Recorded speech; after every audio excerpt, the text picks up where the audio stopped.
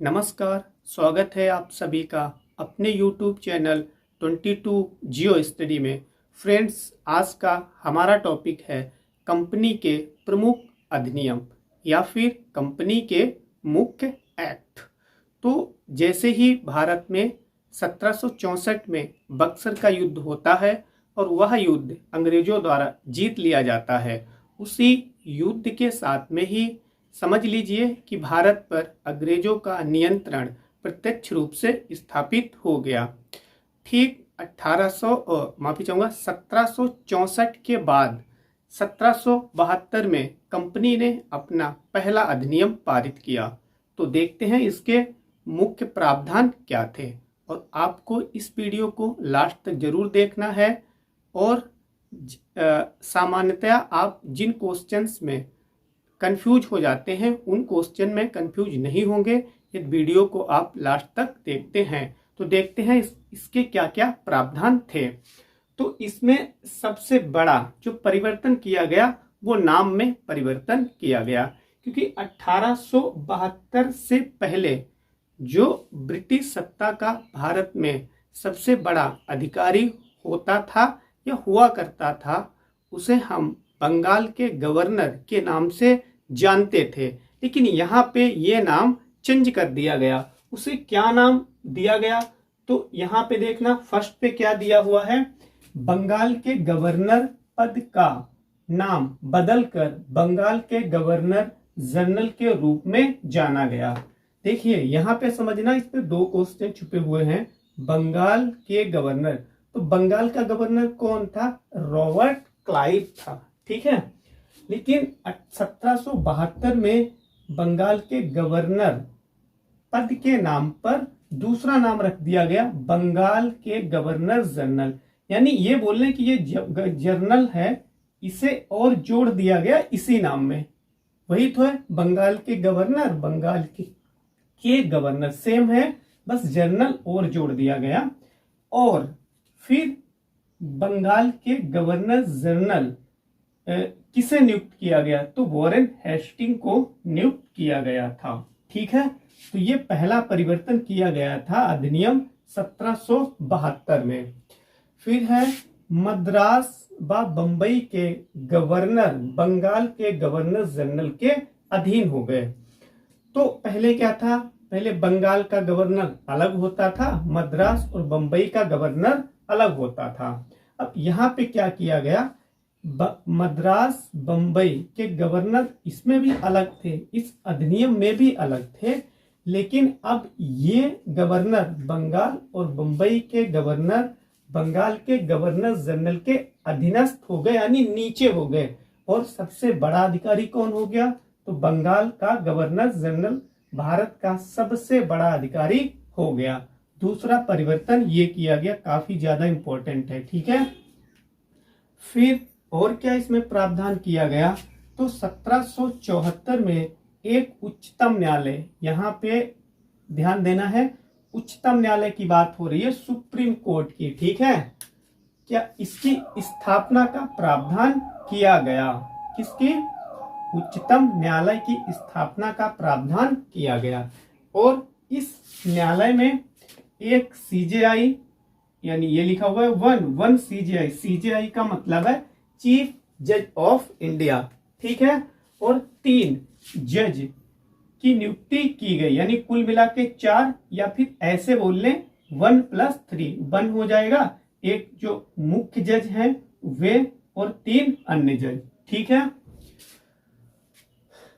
फिर नेक्स्ट देखते हैं, कंपनी के कर्मचारियों को रिश्वत उपहार लेना प्रतिबंधित किया गया, क्योंकि जो कंपनी के बड़े अधिकारी थे उनके ऊपर किसी का प्रत्यक्ष रूप से नियंत्रण तो था नहीं, और इसी के कारण वे एक बृहद स्तर पर भ्रष्टाचार को अंजाम देते थे।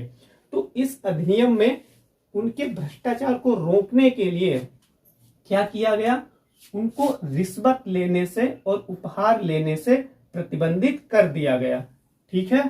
फिर लास्ट है, कोर्ट ऑफ डायरेक्टर्स को कंपनी को राजस्व सैन्य जानकारी देना अनिवार्य कर दिया गया, क्योंकि जब ऐसा होगा तो जो कंपनी के बड़े कर्मचारी हैं वे क्या नहीं कर पाएंगे, वे भ्रष्टाचार को अंजाम नहीं दे पाएंगे, क्योंकि फिर ये अलग एक निकाय बना दिया गया, कोर्ट ऑफ डायरेक्टर्स। इसको कंपनी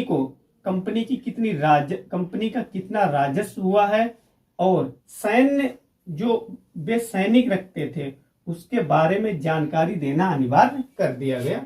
तो यहाँ पे जो अधिनियम 1772 है वह समाप्त होता है लगभग में। इसमें 5 प्रावधान है और 5 इंपॉर्टेंट है, ठीक है, तो 5 को आपको ध्यान रखना है। अब देखते हैं नेक्स्ट। फिर 1772 के बाद में 1784 में नेक्स्ट अधिनियम आया। अधिनियम बोल लें या एक्ट बोल लें, क्योंकि अधिनियम को हम इंग्लिश में एक्ट ही कहते हैं। और यह अधिनियम पिट्स इंडिया एक्ट के नाम से जाना गया, ठीक है। कोई जरूरी नहीं है कि अधिनियम 1784 ही आए, पेपर में पिट्स इंडिया एक्ट भी आ सकता है। दोनों का नाम अलग अलग है लेकिन जो प्रावधान है वो दोनों में सेम ही है, मतलब एक ही चीज है, ठीक है। तो इसमें पहला प्रावधान क्या किया गया, बोर्ड ऑफ कंट्रोल। देखना यहां से आपको कंफ्यूज नहीं होना है, इसमें कोर्ट ऑफ डायरेक्टर्स की बात की गई है और इसमें बोर्ड ऑफ कंट्रोल की बात की गई है, ठीक है। ये दोनों निकाय अलग अलग हैं, कंफ्यूज मत हो जाना। यदि कोर्ट ऑफ डायरेक्टर्स की बात करें तो ये 1772 में प्रावधान इसका किया गया था।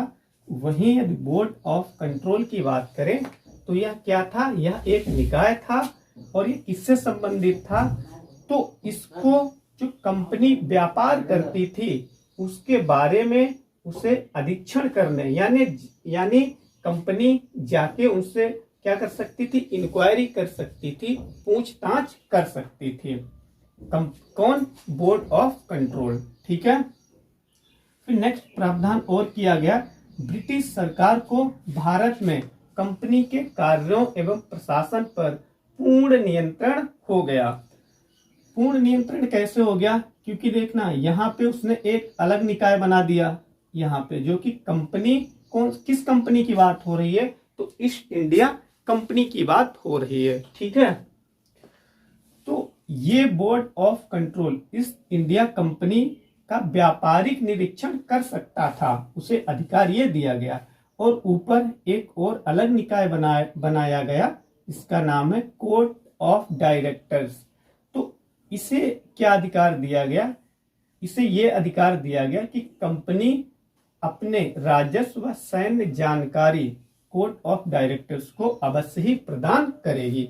तो इससे क्या होगा, जो भ्रष्टाचार इन्होंने फैला रखा था उस पर नियंत्रण स्थापित हो जाएगा। और पहले जो राजस्व कंपनी को मिलता था अब वह राजस्व किसे मिलेगा, ब्रिटिश सरकार को मिलेगा, मतलब वही लाभ अब ब्रिटिश सरकार को मिलेगा, ठीक है। फिर इसके बाद में नेक्स्ट कौन सा अधिनियम आया, 1813 में। इसमें बहुत इंपॉर्टेंट है ये, कंपनी के चाय एवं चीनी व्यापार को छोड़कर व्यापारिक एकाधिकार समाप्त कर दिया गया। देखिए इससे पहले क्या था, जो कंपनी थी ईस्ट इंडिया कंपनी मुख्य रूप से वही व्यापार करती थी, और जब किसी भी देश में या क्षेत्र में एक ही व्यक्ति या कंपनी का व्यापारिक एकाधिकार होता है तो फिर जब एक ही है तो फिर अपने मन और मर्जी के साथ में व्यापार करेगी। चाहे उसका मन है किसी भी वस्तु को वो खरीद सकती है, नहीं खरीद सकती है, और प्राइस भी यानी उसकी रेट भी वही डिसाइड करेगी। लेकिन यहाँ पर क्या हुआ, इसमें बदलाव आया।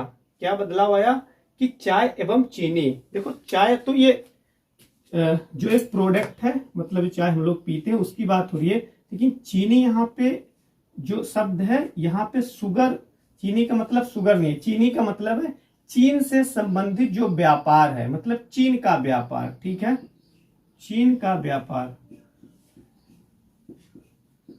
ठीक है। ये चीनी खाने वाली चीनी से कंफ्यूजन नहीं होना है, आपको कंफ्यूज नहीं होना है, इसका मतलब है चीन का व्यापार, ठीक है।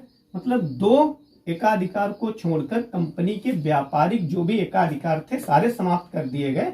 अर्थात यदि हम ये बोले कि अब हर कोई व्यापार कर सकता था, ना कि सिर्फ एक ईस्ट इंडिया कंपनी, ठीक है। एक ही प्रावधान 1813 में बहुत अच्छा किया गया था। फिर अधिनियम, नेक्स्ट अधिनियम आया 1833 में। इसमें क्या किया गया, बंगाल के गवर्नर जनरल पद को भारत का गवर्नर जनरल नाम दिया गया। यहाँ पे नाम एक बार बदला गया है ना, फिर इसके बाद में डायरेक्ट 1833 के अधिनियम में नाम बदल दिया गया।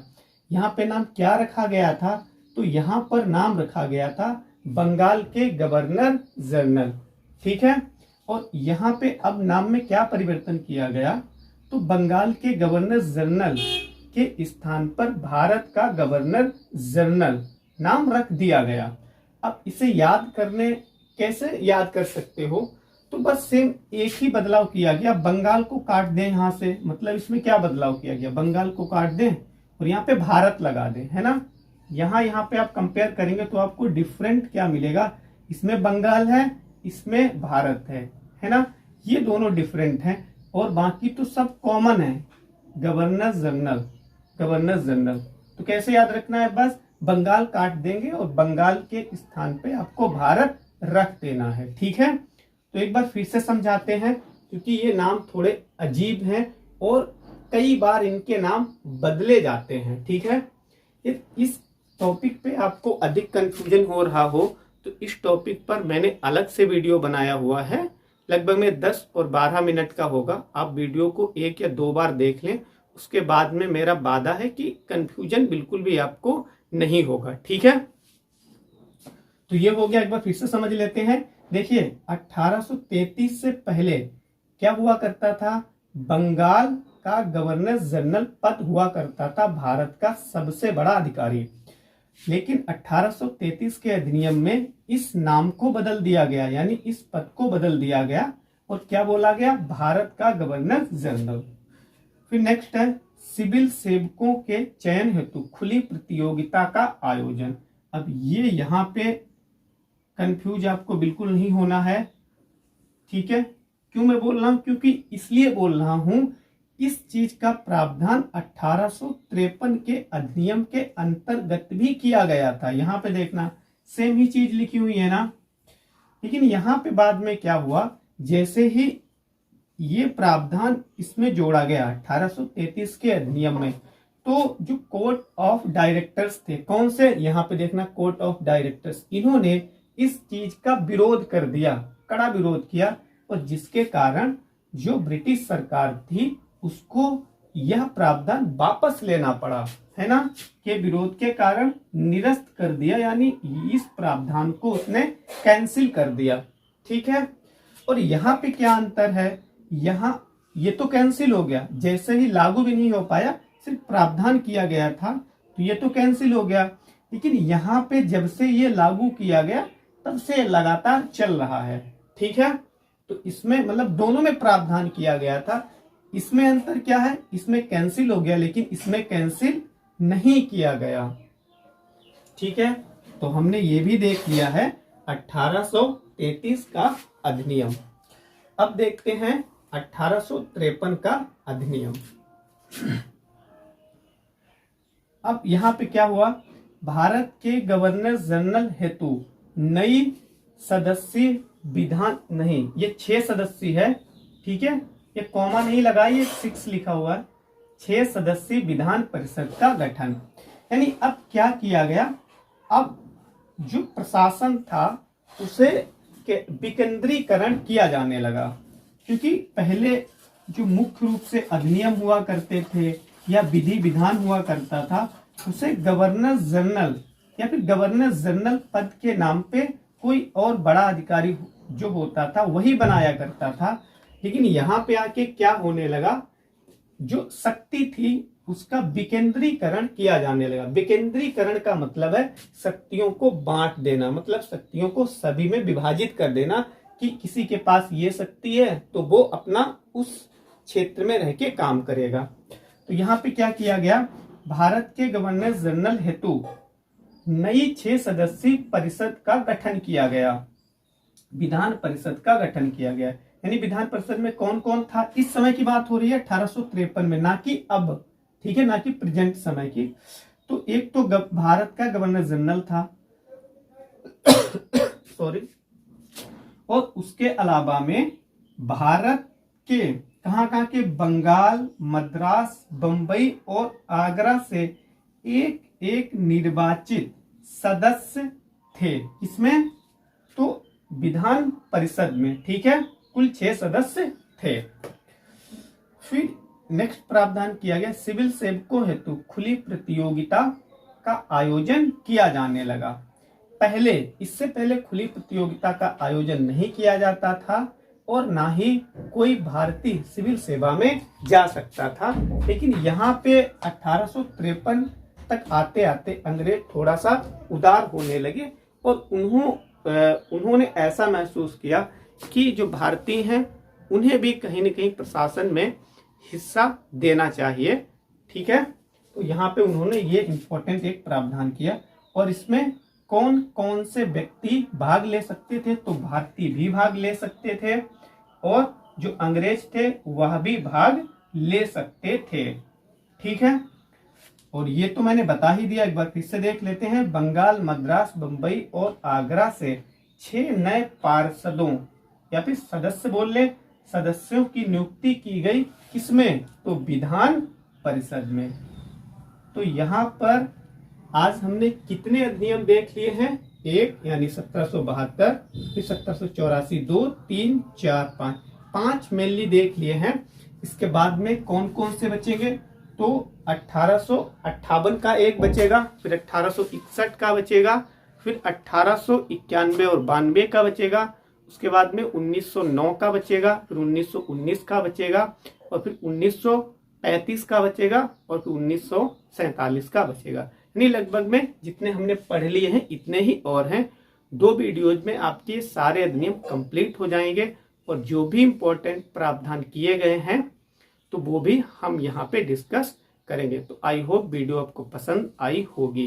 यदि पसंद आई है तो आप हमारी इस वीडियो को लाइक, सब्सक्राइब एंड शेयर करना ना भूलें। यदि आप हमारे चैनल पे नए हैं तो हमारे चैनल जिसका नाम है 22 जियो स्टडी को सब्सक्राइब निश्चित तौर पे करें।